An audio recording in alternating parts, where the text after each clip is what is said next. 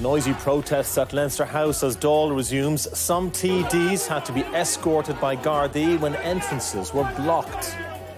We live in a parliamentary democracy. Notwithstanding the flaws in any democracy, there's no need for that kind of behaviour outside Dáil.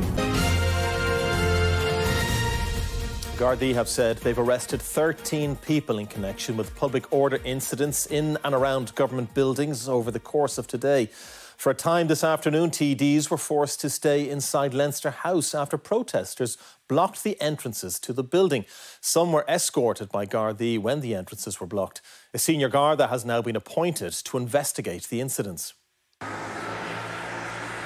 At first, there was a calm beginning to the autumnal day when the Dáil returned from the summer recess.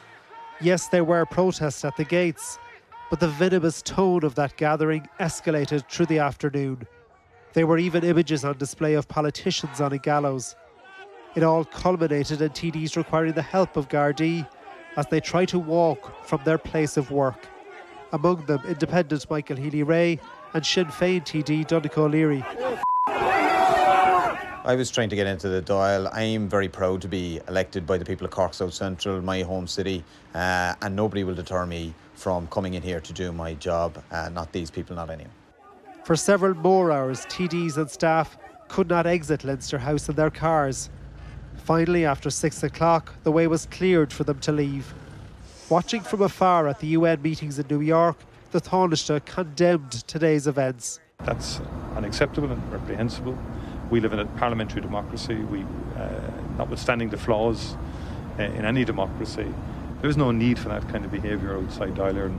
Inside the chamber, where the protests were at times audible, the work of elected representatives continued with a focus on rising mortgage interest rates. The Dáil continues to debate this issue tonight, and the streets around Leinster House are quiet now. But today's scenes mean that this is not politics as normal. Well, let's speak to Micheál, who's still at Leinster House for us tonight. Micheál, describe the scenes outside the country's national parliament today and the fallout tonight. Well, the scenes were shocking at many levels. I suppose protests here are not uncommon. They're not uncommon at all. And barriers and cordons around the streets here are equally quite regular. But there was something different about today. There was something different, particularly in the difficulty that politicians had getting to their place of work. And that's what this is. And of course, that is a fairly sacrosanct right in any democracy, the ability of a politician to get to their place of work. And that was disrupted and jeopardised quite a lot today, as well as the politicians themselves. Others, such as political staff, among them Michael Healy-Rae's assistant, also experienced much difficulties on the streets around here today and had her phone stolen as well. I think generally there was something different too about the intimidatory nature of it all. What's going to happen now? Well, quite a few things. A senior Garda will investigate all the circumstances around what happened today. Here in Leinster House, I've spoken to the Ceann Comhairle in the last while.